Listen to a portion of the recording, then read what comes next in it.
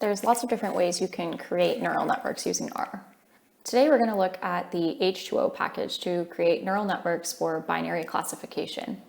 So the first thing I'm going to do is start by installing the H2O package.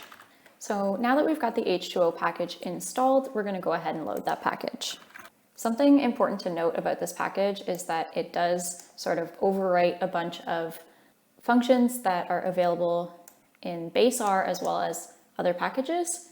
So you want to be really careful when you're using this package that you don't load it until you need it, or else some of the base functions might not necessarily work as you would expect them to. So for example, here we can see that as.factor, as.numeric, and so on are being masked from the base version of R by this H2O package. So that means that H2O has its own implementation of some of these functions that are available in base R. So just be aware of that when you're working with this package. I'm also going to install the ML-bench package, which is for machine learning in R. And specifically, we're going to be using this package to access a data set that we're going to use for classification. Now that that's installed, I'm going to go ahead and load that package as well. Next, I'm going to explore the data set that we'll be using for today's example. So it's going to be a data set from the ML-bench package, and that data set is called breast cancer. So I'm going to type view with a capital V into the console, and then I'm also going to pass the name of the data set. And that's going to open up sort of a new window where we can explore the data set in a bit more detail. So we can see we've got 11 columns and 699 observations. And if I scroll over all the way to the right, I can see that there's a variable called class that contains information about whether each of these tumors was benign or malignant. We can see we've also got 9 other numeric variables that provide further information about each of these tumors. And then we have the first column as an ID column, which we won't actually need in order to do the classification. So I'm going to start by removing the ID column and just keeping the variable that contains the class labels and the variables that we're going to use to perform the classification. So I'm going to index on the breast cancer data set, and I'm going to remove the first column by typing -1 after the comma. So now if I preview the new data set that I've just created, we can see that there's just 10 columns, and we still have the 699 observations that we started with. So now I'm going to take a look at the documentation for the H2O function that creates neural networks.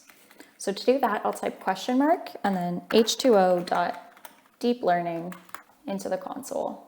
So this function is going to allow us to build a feed-forward multi-layer artificial neural network. And here it says we need to do that on an H2O frame. So what that means is that we're going to need to convert our data frame into a specific type of data frame that H2O knows how to work with, which is called an H2O frame. So if I scroll down a bit here, I can see all the possible arguments that the H2O.deeplearning function can take. And as you can see, this is a very, very complicated function. There's a lot of things that you can play around with and tune here as you need.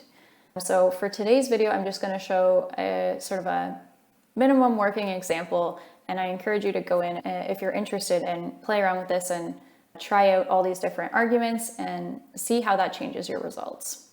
So some of the more basic arguments are going to be X and Y.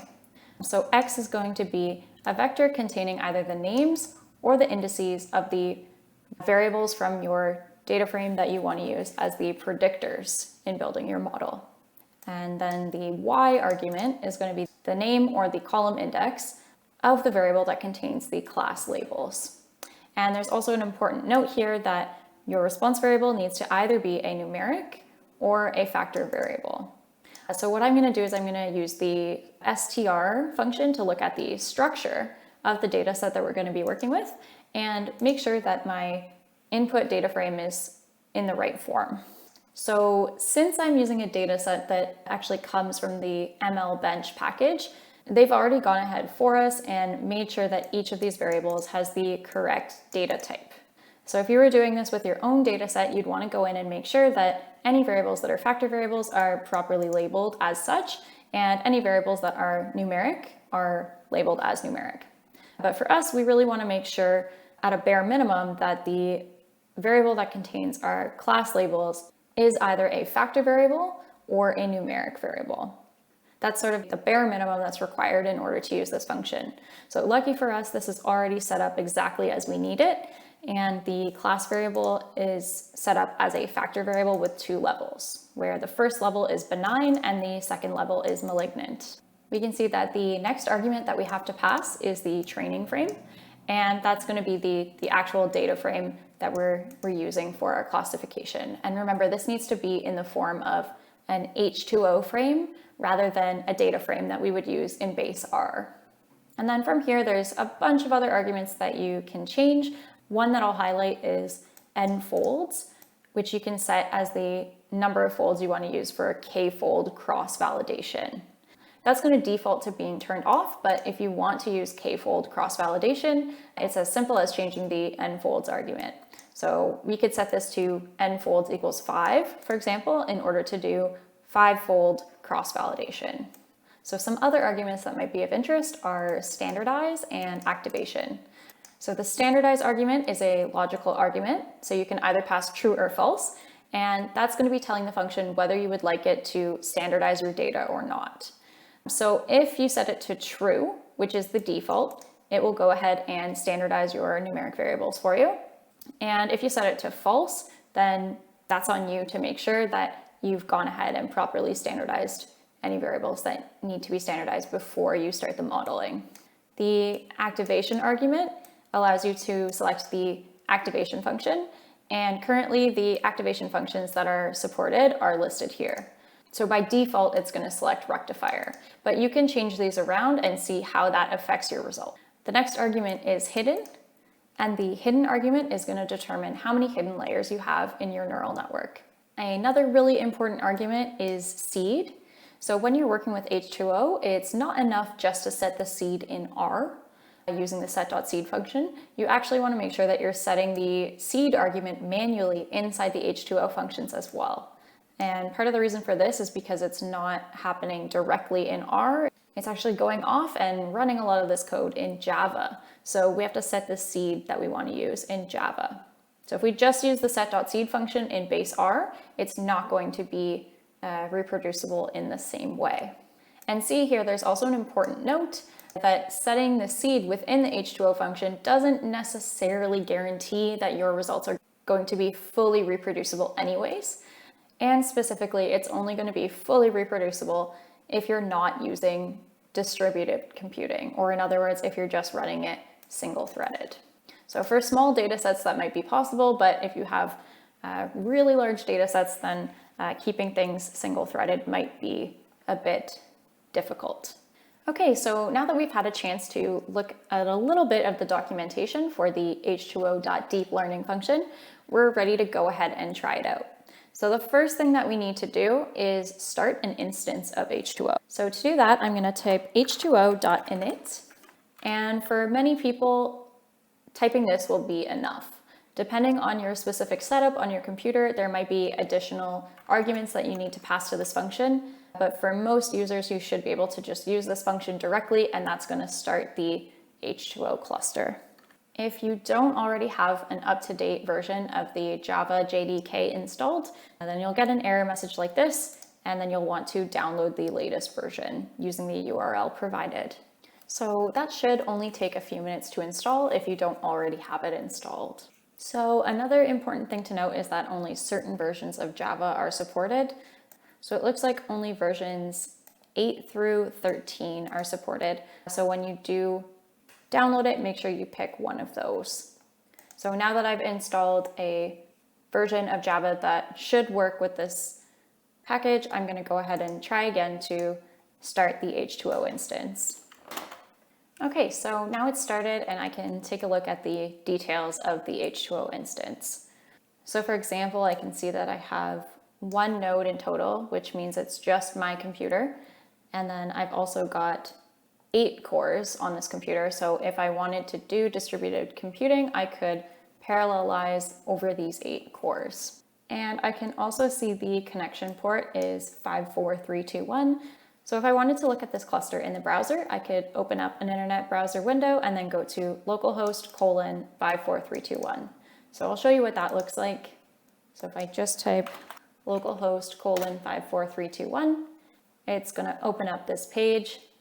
And from here, you can interact with H2O using a bit more of a user-friendly interface if that's your preference. I'm going to continue to use it from RStudio, but this is an option if you prefer a more point and click experience. So now that I've started the H2O instance, I have access to all of the H2O functions. So the first thing that we're going to need to do is convert our data frame into an H2O frame. So we need to have our input be of class H2O frame. So to do that, I'm going to use the as.h2o function. So once I do that, I get an error message that the provided data type is unknown for some of the columns. So I think what's happening is that the ordered factor is not being recognized by Java. So what I'm going to do is I'm going to turn those ordered factors back into numeric variables. So we can see here that the first 5 columns are now numeric and the rest are factors. So now H2O should have no problem reading in these data types. So I'm going to try once again to convert this data frame that we started with into an H2O frame. Okay, so that seemed to work. So now let's take a look at what this H2O frame actually looks like. So to do that, I can use the h2o.describe function. The function is sort of similar to the structure function, but it gives us a little bit more information. So the first thing that we can see is the data type for each of these variables. And the data types in Java are a bit different than the data types in R, unsurprisingly. So we can see that the first 5 that were represented as numeric data types in R have been converted to integers in Java. And then factor variables in R get represented as enums in Java. And then this function can also show us the number of observations that are missing. And for numeric variables, we can see, for example, the minimum and the maximum value. We can see the mean and the standard deviation. And for our factor variables, it will show us the number of levels that each of the factors have. So for example, here we can see that our 10th variable, which was our class label, that only has 2 levels of that factor. So it's either benign or malignant. Okay, so now that we've had a chance to peek at that, we can go ahead and use the h2o.deeplearning function. So first I need to pass the column numbers or the column names of my predictor variables. And the predictor variables are going to be the first 9 variables. So everything other than the class variable that we had. So I'm going to set x equals 1 to 9. Next I need to pass the response variable, which is our variable that contains our class labels. And that's our 10th variable. So I'll pass the number 10 for the argument y. Next, I need to specify the data frame, which is going to be tumors underscore H2O. From here, this is where you can play around with all the different arguments. So I'll just go ahead and specify a couple to get us started. But if you wanted to try this example on your own, there's many that you could play around with. So the first thing I'll set is n folds. And I'm going to set that to 5 in order to perform 5-fold cross-validation. I'm going to leave standardize as the default, which is true, but I'll explicitly type that out. I'm going to select an activation function. The default is rectifier, which is what we'll use, but I'll type it out manually in case you want to change that argument. Now I'm also going to set the number of hidden layers for my neural network.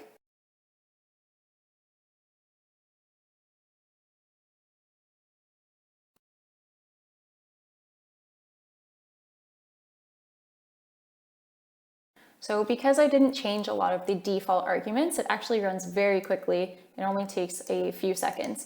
But if you do play around with those arguments, you can create models that actually take hours and hours and hours to run, depending on the computer that you have for your H2O cluster.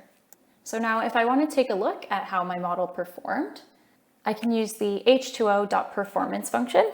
And that function is going to show me a whole bunch of diagnostics for this model. So for example, we can see the mean squared error, we can see the AUC, and we can also see the confusion matrix. This table down here will show us the maximum metrics based on various thresholds. So for example, if you had predictions from this model, and anytime that the prediction is above the value of 0.431876, you predict it as a 1, and otherwise you predict it as a 0. If you use that as your threshold, then the accuracy that you would get using this model and the specific data that you've passed is 97%, which is pretty good right off the bat, considering we haven't really played around with any of those arguments at all.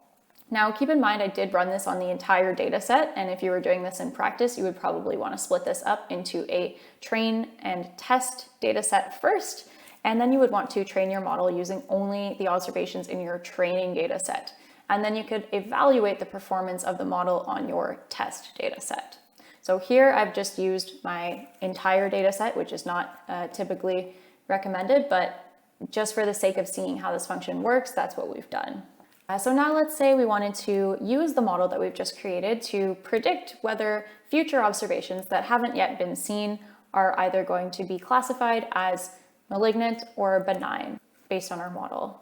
So to do that, we can use the H2O.predict function, and that works very similar to the predict function that's available in base R that you might be used to using if you've ever created any kind of generalized linear models, for example. So if we look at the documentation for the H2O.predict function, we can see that the arguments that it takes is the exact same as the predict function in base R. So the first argument that you're going to pass is the model object. So in our case, that's going to be H2O_NN.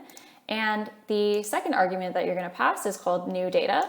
And that's going to be a data frame, or in the case where we're using the H2O.predict function, we need to pass an H2O frame.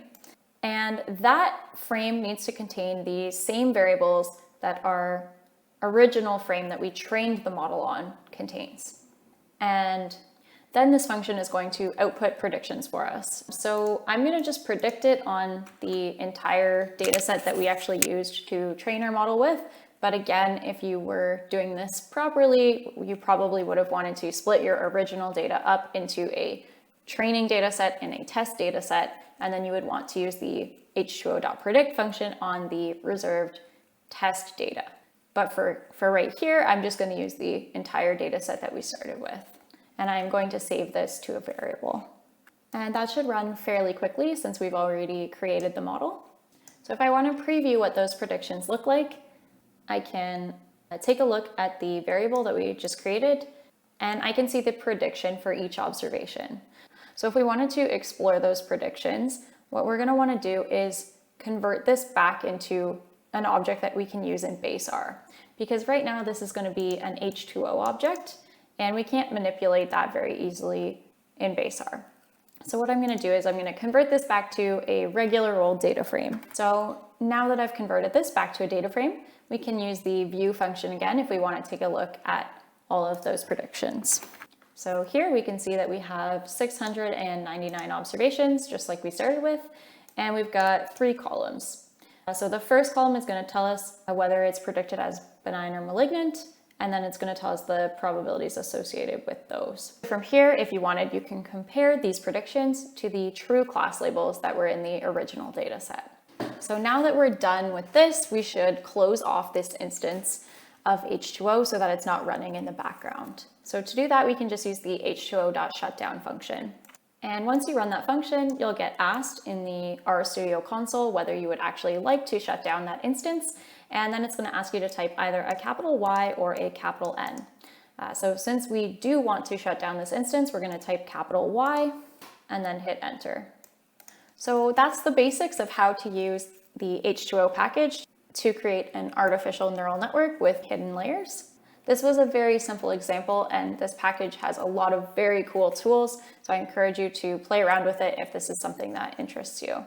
H2O also has a number of other machine learning models, and today we really only just scratched the surface of what's possible using H2O.